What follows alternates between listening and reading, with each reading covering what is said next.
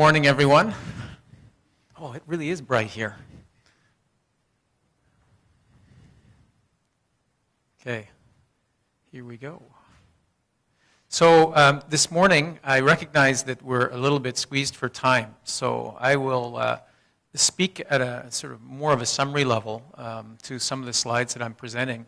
And I'd like to leave a little bit of time to answer questions that you might have about what we're doing at CANARIE and how it affects RISQ and Quebec institutions.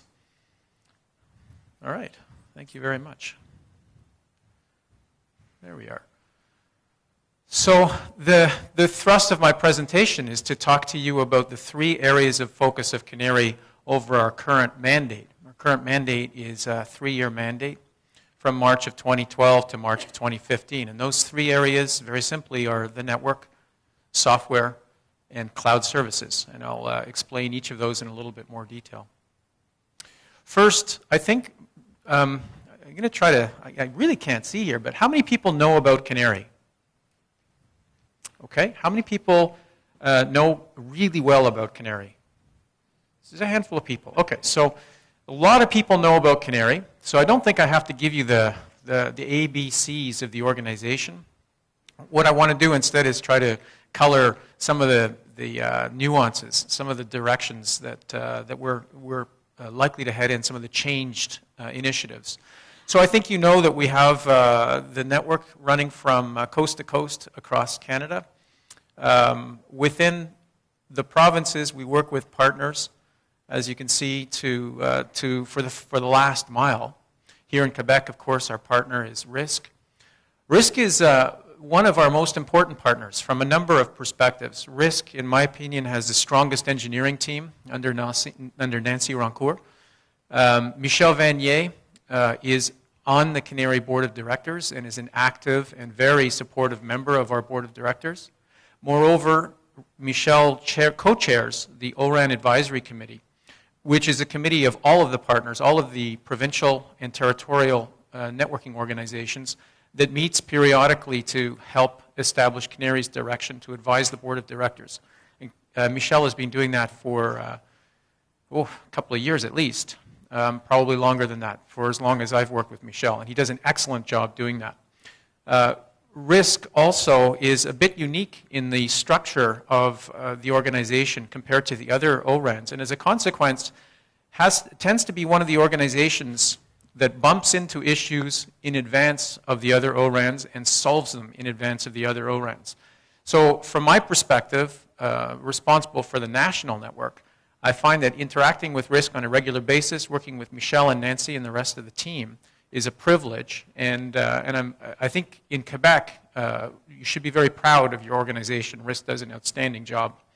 In contrast, some of the other ORANs, in other provinces, have a fraction of the capability of RISQ.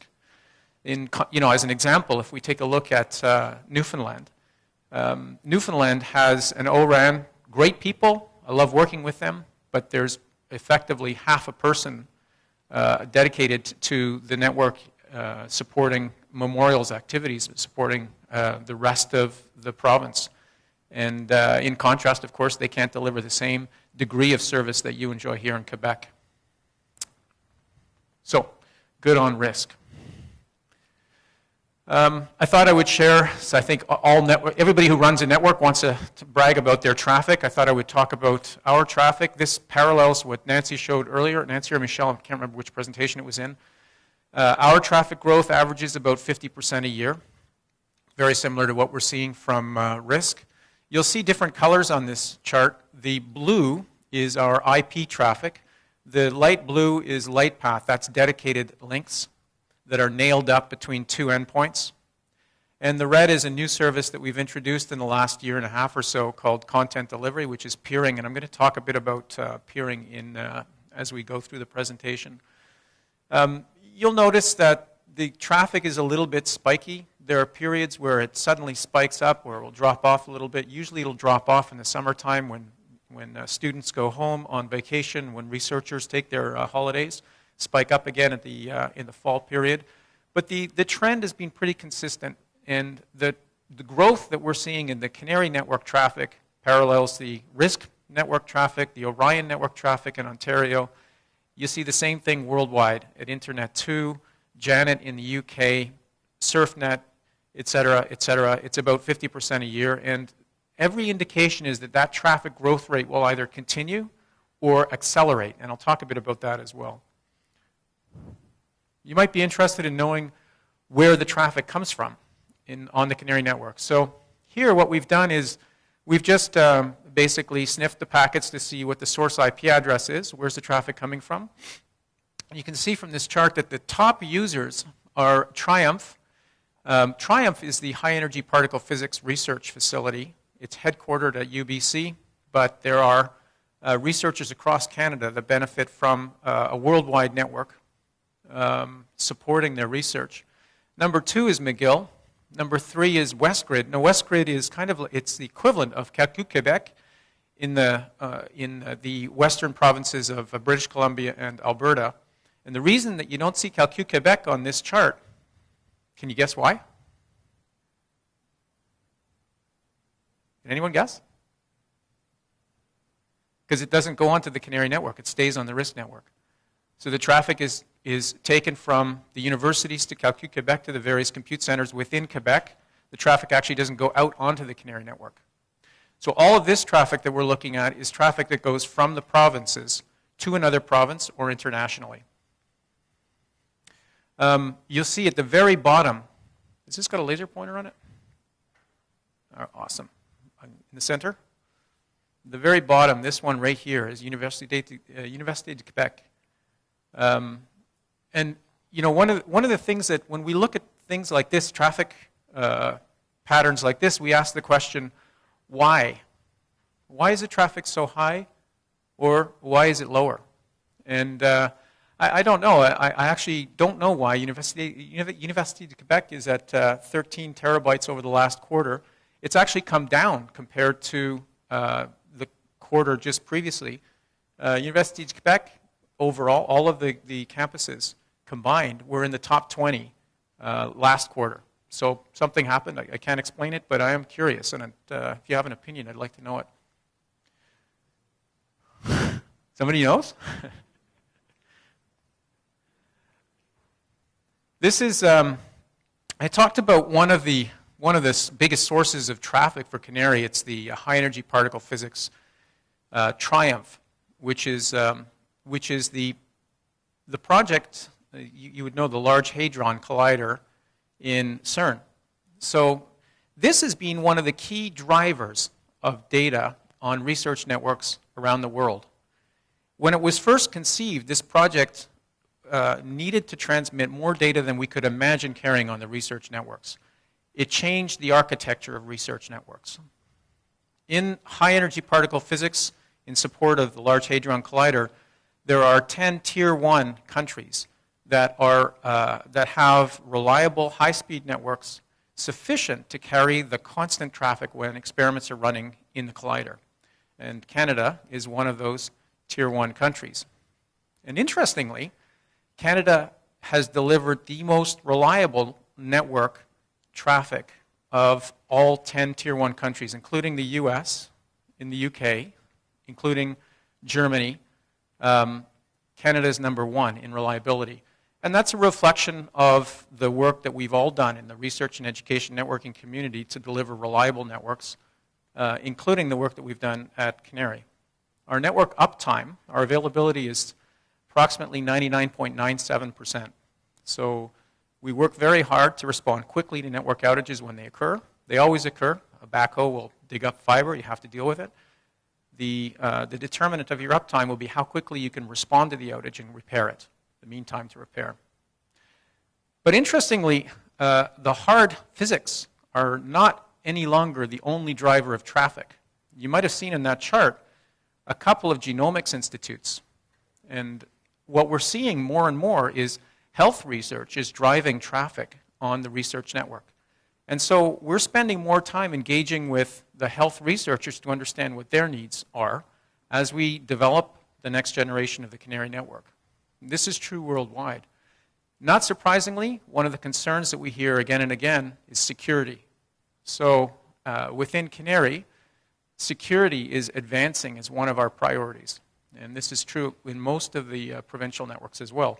Why is that? Well, some of the data that's being carried on by the health research community is very private.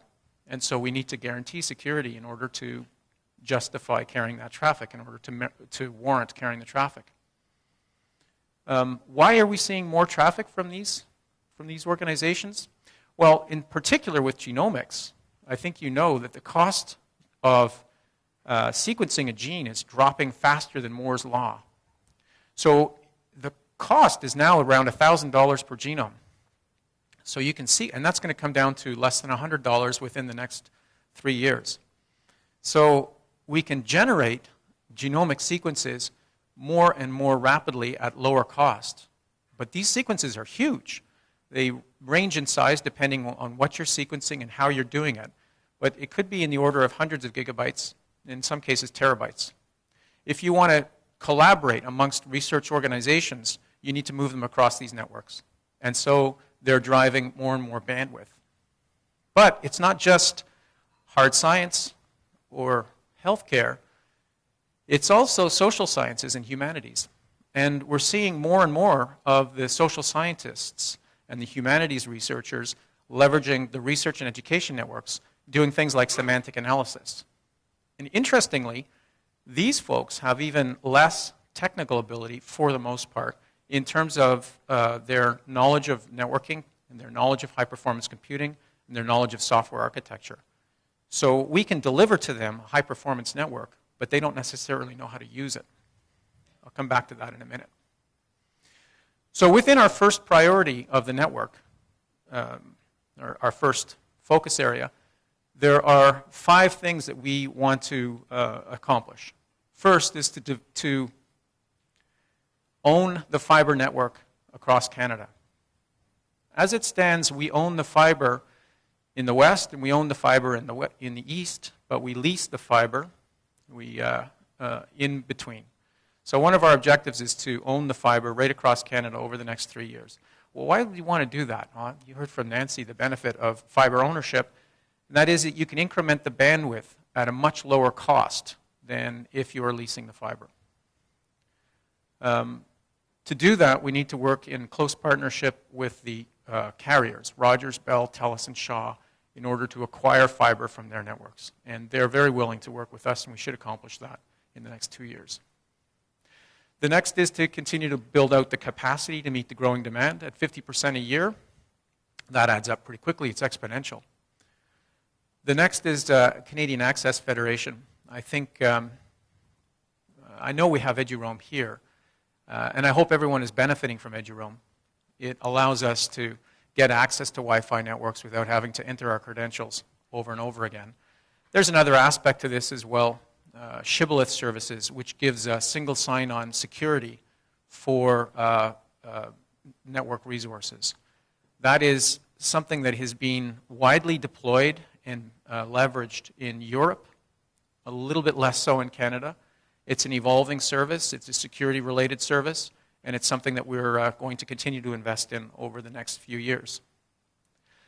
I mentioned earlier content delivery. Those are the red bars in the traffic chart. What we wanted to do with content delivery service is 2 things. One, we wanted to reduce the cost of internet service to institutions across Canada. And the second is we wanted to provide higher bandwidth access, lower latency access to those content providers. So here's the logic. More and more researchers and educators are using websites or services provided by organizations like Amazon and Google to deliver education and to carry out their research. Over a commercial ISP, you're paying as you go. Well, we have this national network, extremely high bandwidth, very low latency. We can peer with these organizations and get their traffic for free delivered to the universities. So that's what we've done with content peering or content delivery service. As I said, the second benefit, first benefit is lower cost, the second benefit is much higher performance. So if you've noticed over the last year, if you were looking at a YouTube video as an example, 2 years ago, you had a certain performance at your university without changing your ISP at all, because of this, because it now runs over the CANARIE network, you'll see the YouTube video will come in a snap. And interestingly, in delivering this service, it's not just a matter of peering, it's also a matter of providing the network caches in order to cache the data across Canada and ensuring that you've got diversity of supply so that you've got reliability in delivering this, because as Michel said earlier, this is a core service. If your research network goes out for a little bit, not such a big problem, but if you can't access Google or if your access slows down dramatically, that's not acceptable. So we've invested heavily in content delivery and we'll continue to do that moving forward. Interesting, as Michel was going through the plans for the next 3 years for RISQ, I was listening carefully, and they didn't surprise me because, of course, we work very closely with Michel and his team. I knew what was coming, but they parallel much of what we're doing at CANARIE and much of what's happening in the other R&E organizations across Canada. Above the network services would be services like video conferencing, voice over IP, cloud-based services. The objective here is similar to peering. We have this network, these networks across Canada at very high performance. How can we leverage these networks to deliver services that would benefit the institutions, researchers, and educators by either giving them services that they wouldn't otherwise have or dramatically reducing the costs of those services? This is something that we'll be doing, we'll be investing heavily in over the next few years with an objective of increasing the value of R&E networks across the country. On the content delivery, just coming back to that for a second, this is the red part of the chart that I showed earlier. I thought you might be interested in knowing who's using content delivery. And interestingly, the top 5 users, BC, Alberta, Manitoba, Dalhousie, and back to BC, Dalhousie in Nova Scotia, of course. Quebec isn't high on this chart. Quebec universities aren't high on this chart because, as you heard earlier, RISQ has been providing peering content delivery for a number of years. They were one of the leaders in implementing this service in Quebec before we had it nationally. And that's an example of what I was talking about earlier about the great organization you've got here in Quebec. Okay, let me talk for a second now about software. And I want to begin by giving you an example. First, the problem. We've got this fantastic network, and through organizations like Calcul Québec and WestGrid and others, we've got high-performance computing. But increasingly, we have researchers that don't know how to use those resources effectively to carry out their research. One example, oceanographers. On the west coast of Canada, we've got this fantastic organization called Ocean Networks Canada. And they had a dream of wiring the ocean with sensors, which they've now done. They have 2 networks, one in shallow water, one in deep water. In these networks, they have nodes that are connected with thick cables that have both power and fiber optic fibers. So they have powered nodes at with high bandwidth to them. And in each of those nodes, they have multiple instruments either right on the node or on the ocean bed around the node. And these instruments collect data like water temperature, pressure, salinity, acidity, flow. They've got cameras, microphones, and a bunch of other instruments. And all of these instruments are collecting data continuously. And they're feeding this data over the fiber optic network back into the BC network and ultimately onto the CANARIE network so that oceanographers across Canada, across the world, can use this data and conduct research. So here's the problem. That's a lot of data. How do you collect it? How do you make it available to researchers? And how do you analyze it and visualize it to be able to generate conclusions? Well, we funded a project with Ocean Networks Canada to the tune of about $1.5 million over the last few years to develop a database system, data analysis software, data distribution software, and visualization software to allow the oceanographers to do just that. It turns out that this system is world-leading. And it turns out that there are commercial applications. So as an example, offshore drilling for oil discovery. These platforms, well, as you know, there are environmental risks, as we saw in the Gulf of Mexico. So there are a lot of companies that want to put instruments on their drilling platforms to determine whether or not they're having an impact on the environment over the long term or in the short term. And they have exactly the same problem that these folks had. How do we collect, analyze, visualize this data over time? ONC is now being able to commercializing the software that they developed under this project that I described. The oceanographers are one of 20 groups of scientists that we've supported in writing software. Another one is here in Quebec at McGill. It's an international collaboration of diagnosticians working with brain imaging. They had exactly the same challenge. How do we collect millions or at least hundreds of thousands of brain images, distribute them, and analyze them, and visualize them? We supported a project of about $2 million to develop the software. This also has commercial potential, and it's had a dramatic impact on the research conducted in this area. As I said, we've funded 20 different projects, and what we found is across these 20 projects there were similarities. Not surprisingly, they each had databases. They each had a component of data analytics. They each had timestamping, signature elements to the sensor data. They all had visualization components.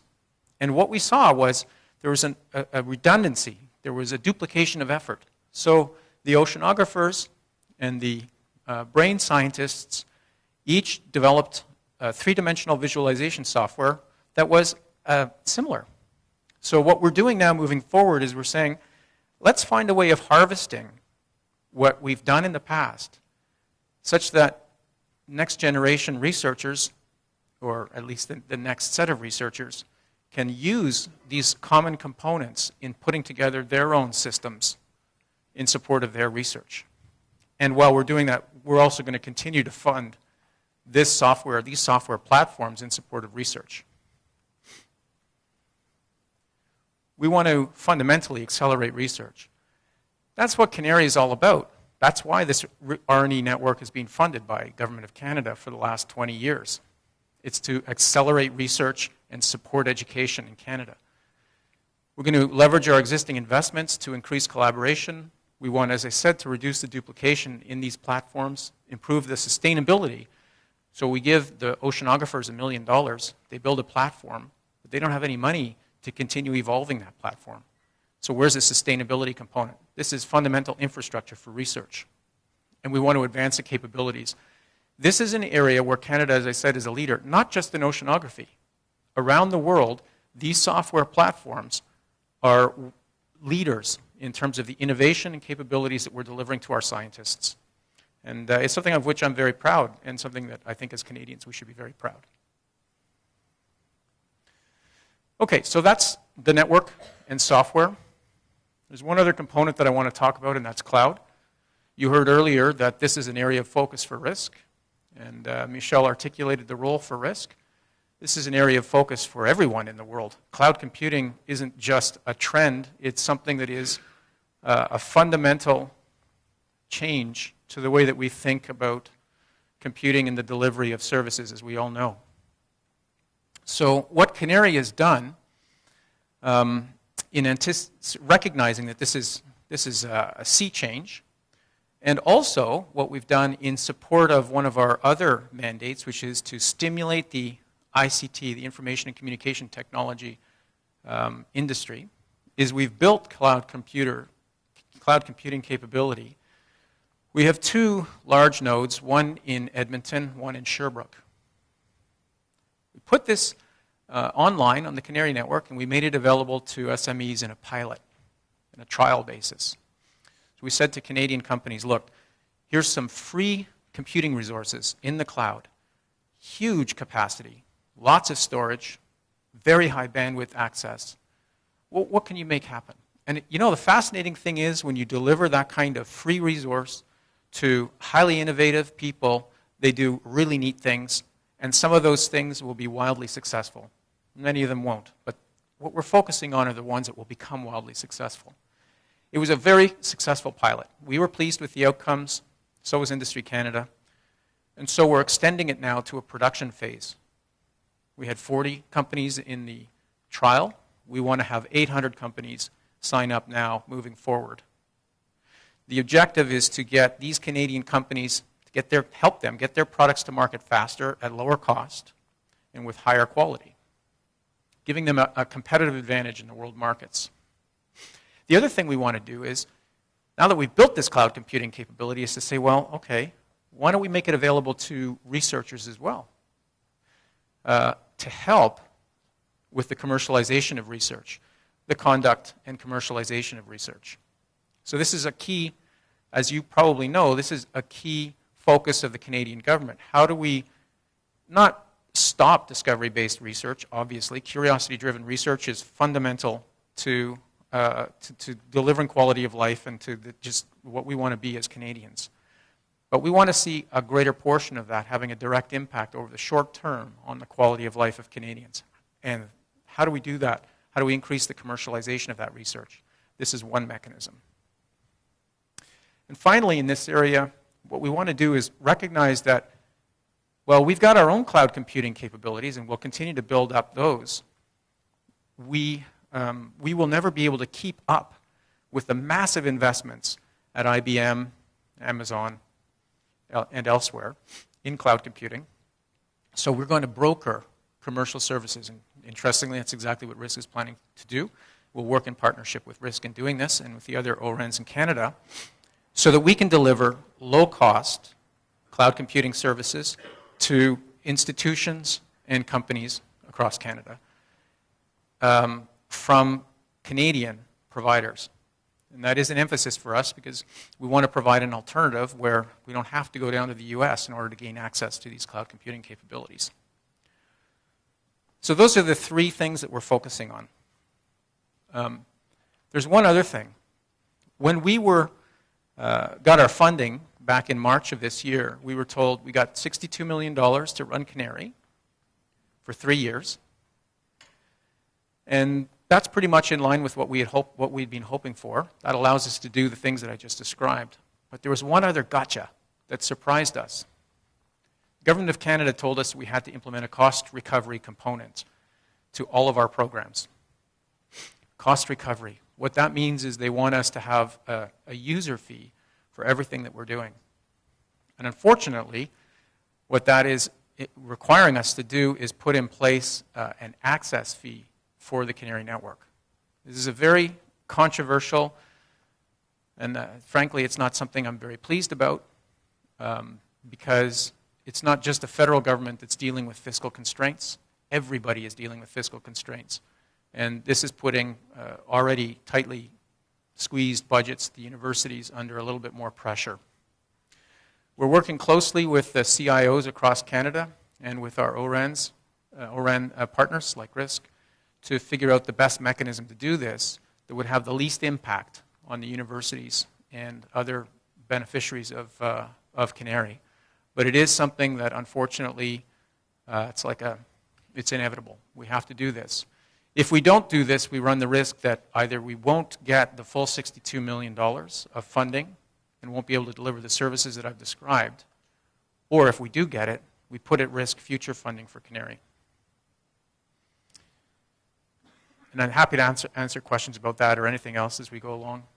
The last thing I want to talk about is a square kilometer array.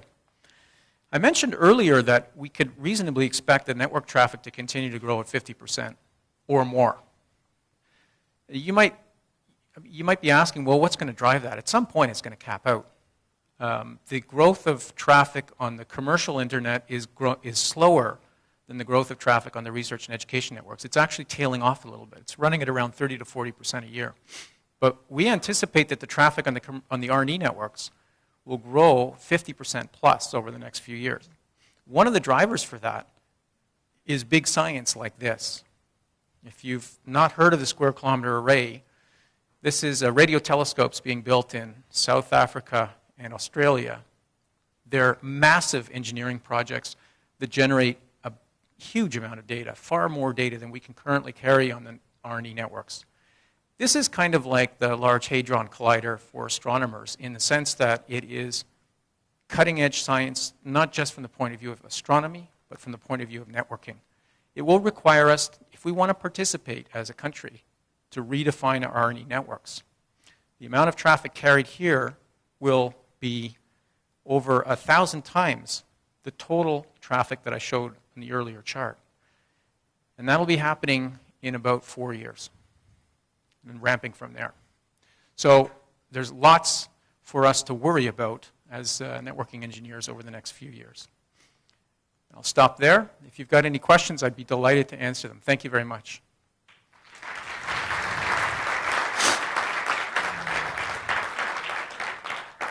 So Michelle, do we have time for questions?